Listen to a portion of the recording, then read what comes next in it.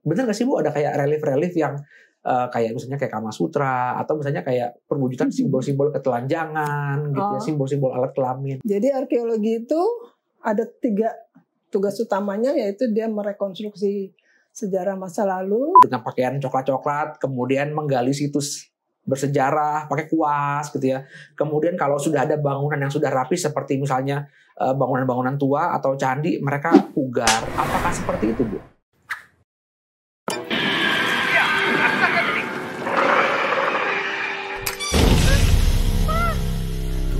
Dua, tiga. Tontonlah film sesuai umurmu.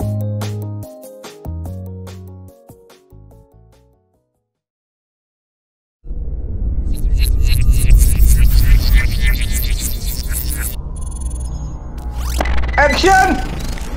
Nihil. Action, nihil. Sahabat Sensor Mandiri, hari ini kita kedatangan tamu yang luar biasa. Beliau satu dari 17 anggota LSF yang kerjanya sebelum di LSF adalah ngurusin candi. Tapi ngomong-ngomong soal candi, saya sekaligus menginformasikan bahwa hari Sabtu 22 Oktober yang lalu ada pengumuman nominasi FFI 2002 yang menggunakan latar belakang Candi Borobudur. Nah, masih ngebahas candi nih. Narasumber kita bernama Ibu Roseri Rosdi Putri, yang biasa dipanggil Ibu Eri.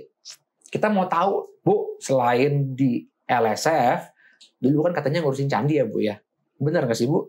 Benar. Terus, enjoy, Bu, ngurusin candi? Enjoy. Ngapain aja, Bu? Banget. Jadi, teman-teman, Bu Eri ini adalah seorang arkeolog ya? Ketika di LSF, ilmu arkeologinya kepake, Bu? Kepake. Contohnya? Contohnya pada saat ada film yang menampilkan background masa lalu deh gitu. Biasanya kan itu yang menggunakan candi. Mau candi, mau gua, atau pokoknya daerah-daerah yang memang katanya menjadi bidang kerjaannya arkeologi. Biasanya itu akhirnya saya cuma kalau udah ngeliat gitu flashback ke belakang gitu. Gitu. Dan kalau udah di film ya masuk. Gitu. Oke.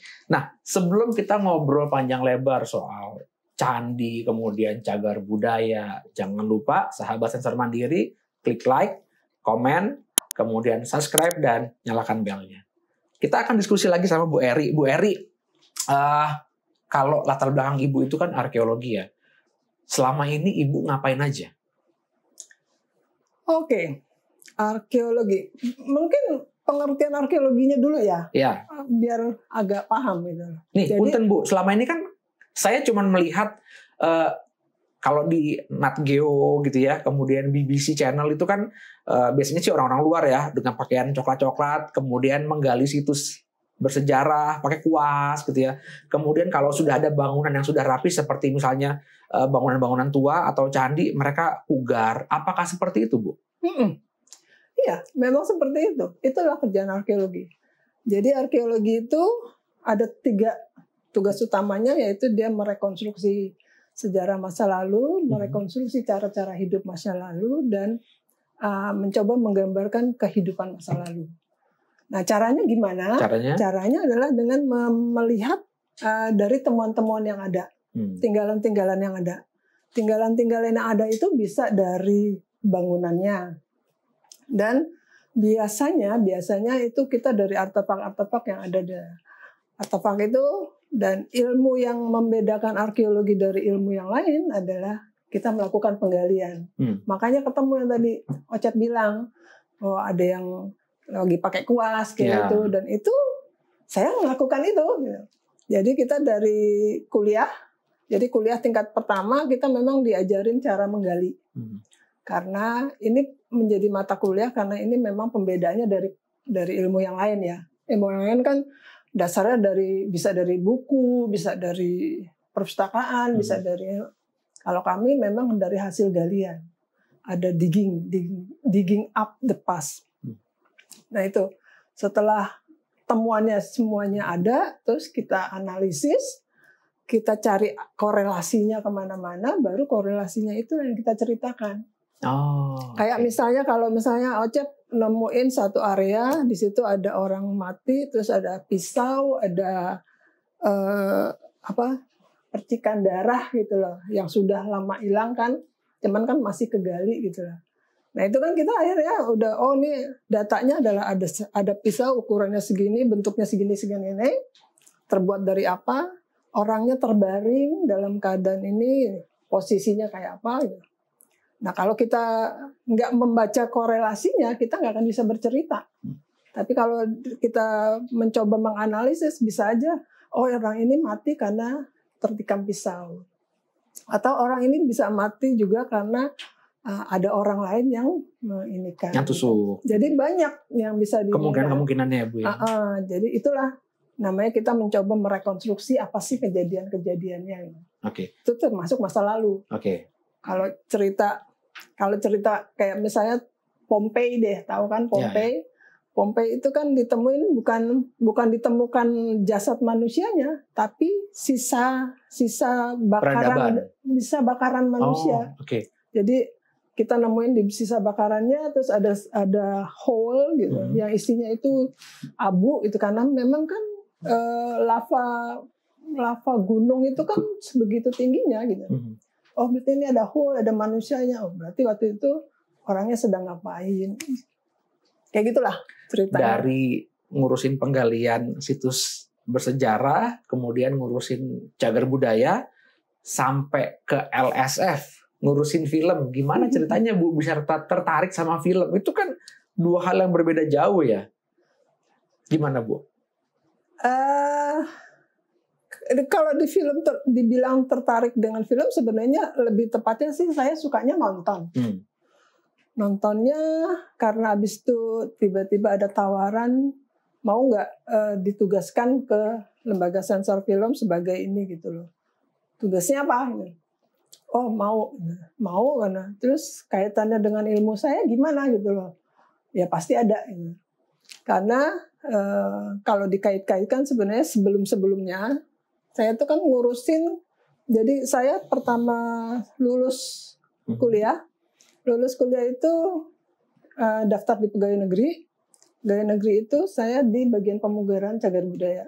Cagar budaya itu adalah kalau menurut undang-undang cagar budaya, undang-undang nomor 10 tahun 2000 nomor 11 tahun 2010 tentang cagar budaya, bahwa cagar budaya itu adalah tinggalan yang sudah berusia di atas 75 tahun. 50 tahun dari segala macamnya. Nah, saya ditugaskan adalah untuk pemugaran cagar budaya. Berkembang terus sampai akhirnya saya harus mengurus warisan dunia. Oh, sampai ke luar negeri? Nah, warisan dunia itu karena urusannya dengan dunia, jadi saya memang harus ke luar negeri untuk ngelobi istilahnya. Wow. Kebetulan waktu itu adalah Direktorat Diplomasi, jadi kita mengatakan bahwa itu sebagai upaya diplomasi. Yeah. Perkembangan berikutnya kantor juga berubah, terus kami ditugaskan ke lembaga sensor film ini. Pada saat ada di ngurusin warisan dunia itu, ternyata kan banyak juga ya film-film yang lokasinya tuh di cagar budaya. Oke. Kalau Ocep tahu filmnya siapa namanya, Angelina Jolie, Tomb Raider. Okay. Atau enggak Angkor Wat ya, di Angkor Wat ya. Film yang terbaru-baru ini, film apa tuh? Fantastic Beasts. Oke. Itu kan di Nepal gitu. Itu semua sebenarnya adalah warisan dunia. Mengambil lokasi di sana. Di warisan dunia. Oke. Ini pertanyaan saya berikutnya, Bu. Jangan dibuka dulu, Bu. Nanti saya mau nanya. Oke. Jadi mungkin sahabat sensor mandiri harus tahu Bu Eri ini adalah perwakilan dari pemerintah. Nah, LSF itu punya 17 anggota. 5 perwakilan dari pemerintah, yaitu dari kementerian, 12 dari unsur masyarakat. Nah, balik lagi ke Bu Eri yang tadi, Bu. Yang Ibu udah mau jelasin, padahal saya belum tanya nih, Bu. Jadi kalau misalnya situs bersejarah gitu ya, itu dipakai syuting? Boleh. Ya, live music kan juga beberapa konser kan di sana ya? Boleh. Jazz, festival, jazz gitu. Saya jelasin ya. Jadi sebenarnya objek-objek yang warisan dunia itu kita punya zona-zona. Ada zonanya? Jadi ada zona inti, Zona inti itu zona yang benar-benar cagar budayanya berada di situ. Oke. Terus ada zona 2 itu zona pengembangan. Zona itu zona yang untuk melindungi si zona inti. Oke. Jadi di segala Ring macam keduanya ya. Oke. segala macam aktivitas you can do anything there.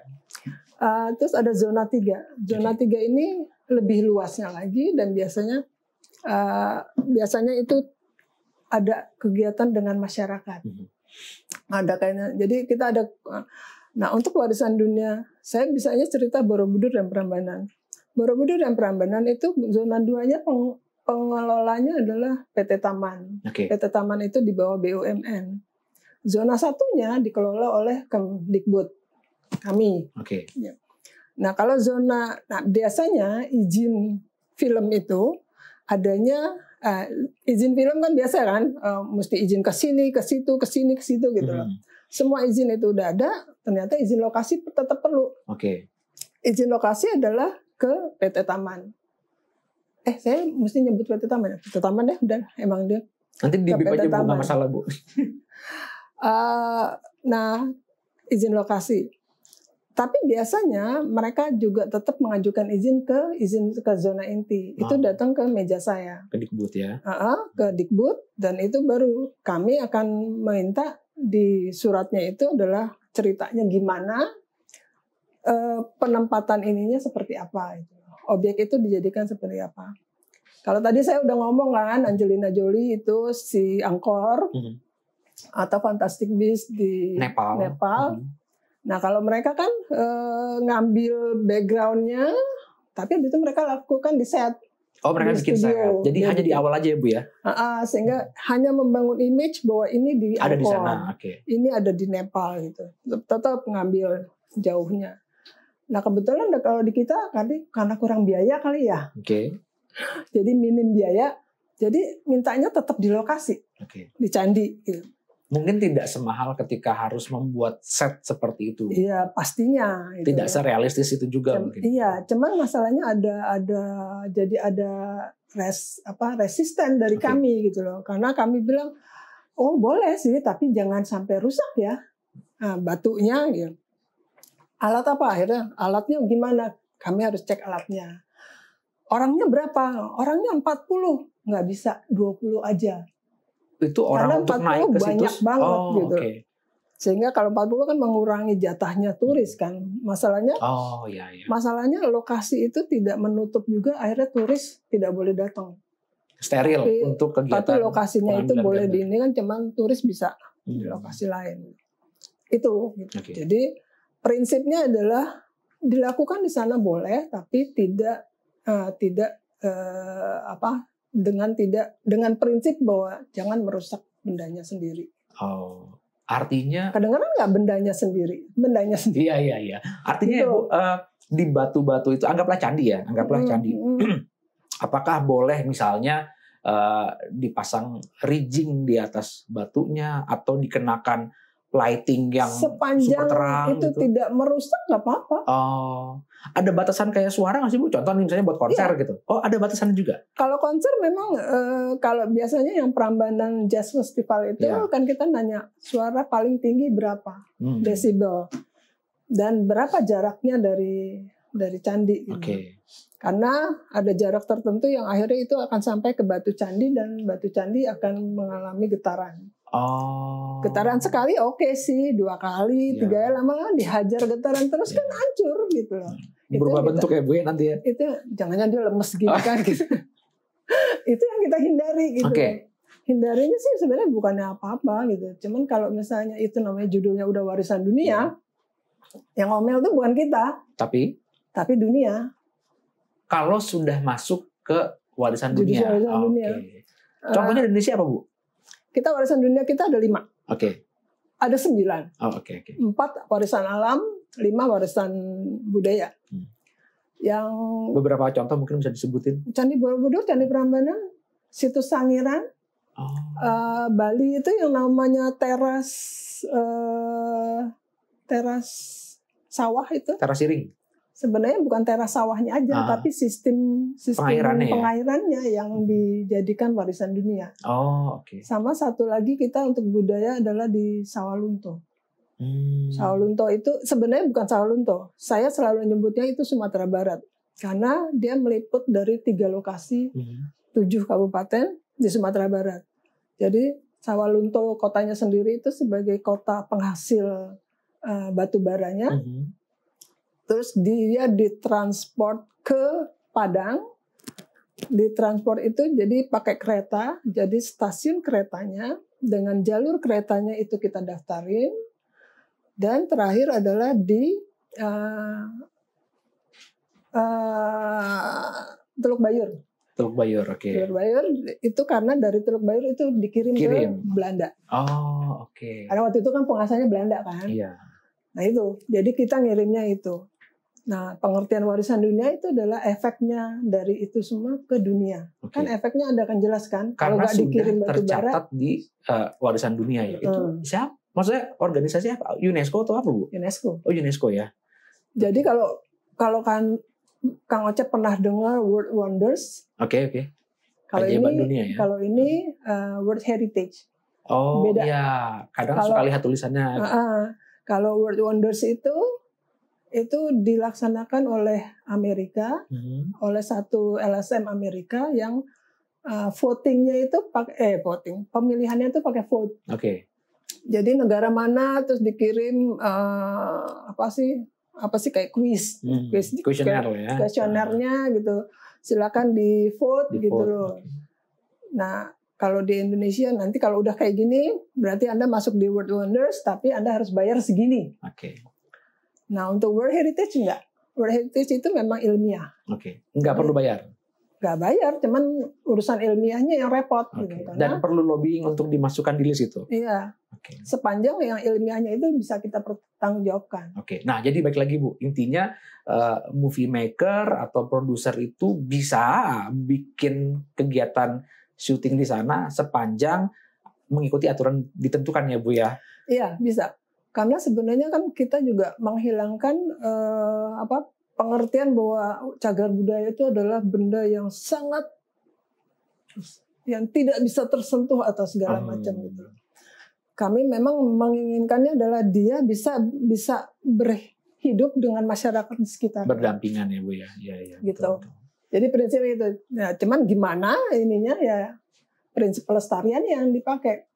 Memang pada saat syutingnya itu staf-staf kami yang ada di Borobudur atau staf kami yang ada di Prambanan ke lokasi nungguin dan benar-benar karena melihat proses pengambilan gambar syutingnya itu. Dan kalau misalnya salah ada yang gini langsung diingetin. Mas jangan di situ itu gini, Mas ininya gini gitu. Oke. Atau kalau misalnya ternyata ada yang benar-benar itu di luar itu semua dan sangat tidak ditolerir baru kita hentikan. Oke. Kita hentikan, kita suruhnya ke berhenti sampai urusan harus ke Jakarta dulu. Untuk berhenti gitu. Tapi mereka akan bilang itu nggak bisa dilanjutin, silakan berhenti, kami lapor dulu ke Jakarta. Gitu. Nah, Bu, gini, kalau ya Ibu kan anggota LSF juga ya. Di LSF kan kita ada campaign budaya sensor mandiri ya, gerakan. Kita kan datang ke sekolah, ke kampus gitu ya, ke masyarakat. Kita mempromosikan tentang budaya sensor mandiri. Waktu Ibu yang sebelum di LSF itu, apakah misalnya ke masyarakat sekitar ada semacam campaign untuk mengembangkan ini kalian bersebelahan loh dengan misalnya cagar budaya, jadi harus berdampingan gitu. Ada seperti itu ya Bu ya? Karena prinsipnya kan kalau undang-undang itu sekali undang-undang itu ditetapkan kan semua rakyat harus tahu. Iya, berlaku. Nggak ada alasan nggak bisa baca, nggak baca. Ada alasan nggak tahu. Iya. Nah, untuk menghindari itu kita melakukan sosialisasi. Dengan cara apa? Kita deketin masyarakatnya, kita lakukan pameran, kita lakukan ini gitu. LSF sebenarnya bisa kayak gitu. Bisa melakukan pameran, bisa melakukan ini. Cuman memang yang baru ditempuh cuman ngobrol doang kan gitu. Mungkin cara itu bisa gitu. Tergantung dananya juga sih. Asik. Bu Eri, mau tanya juga nih. Kan Ibu kan mungkin kalau ke Candi Borobudur beda lah ya dengan orang umum lah ya. Kalau kayak saya Kejadian Borobudur kan ya mungkin Bedanya datang, ya maksudnya gini, kalau saya nih atau commonnya orang gitu ya, datang selfie dulu dong gitu kan. Zaman sekarang aja orang makanan di meja makan itu bukan yang berdoa tapi foto dulu gitu kan. Nah orang kan kalau ke Borobudur, ini saya sebut contoh misalnya Borobudur lah ya, datang kan foto-foto gitu ya. Nah kalau ibu kan dan tim ibu yang lama mungkin meneliti Udah setiap, lewat. udah lewat, Fotonya. udah lewat. Foto-fotonya udah lewat. Karena sudah eranya, sudah masanya meneliti reliefnya ya Bu ya. Nah kalau saya nggak salah dengar nih, tolong dilurusin juga. Kalau saya nggak salah dengar kan kadang ada, benar nggak sih Bu, ada kayak relief-relief yang kayak misalnya kayak Kama Sutra atau misalnya kayak perwujudan simbol-simbol ketelanjangan gitu ya, simbol-simbol alat kelamin. Itu benar ada? Bener ada. Mungkin bukan Kama Sutra ya. Oh bukan, Kalau salah. saya lurusin untuk yang Candi Borobudur itu kok Kama Sutra sih, jadinya gue jadi lupa. Tapi ada itu ya, maksudnya ada Pokoknya apa kegiatan seksual gitu ya Bu? enggak, kalau yang di Candi Borobudur Karma Wibangga. Oh oke. Namanya Karma Wibangga itu adalah setiap perbuatan baik atau buruk itu ada Karmanya. hasilnya, Ada hasilnya. ada balasannya. Jadi cerita tentang kalau kamu menyiksa binatang nanti siksaannya apa, kamu ini ada. Dan kalau yang dibilang candinya agak porno itu di Candi Suku. Candi Suku. Candi Suku itu memang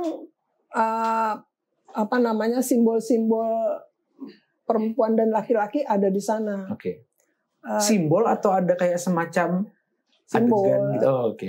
Kalau adegan nggak pernah ada di candi. Iya, bukan Cuman adegan kan- sih, maksudnya relief lah ya.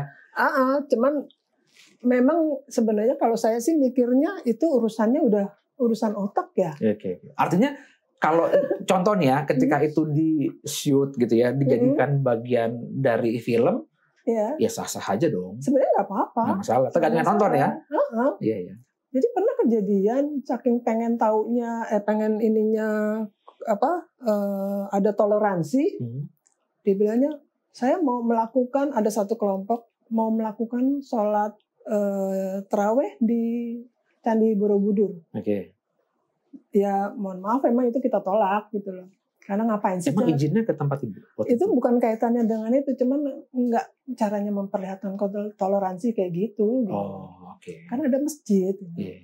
Cuman kalau mereka itu ya udah, berarti akhirnya kita memberi pemahaman ke mereka bahwa candi ini gini-gini, akhirnya kita ajak, ya udah mereka mengerti. Bisa diterima jadinya. ya. Oke. Jadi memang lebih banyak prinsipnya memang kita harus melakukan pendekatan ke masing-masing. Jadi nggak gebiah-uyah ini gini, nggak. Oke.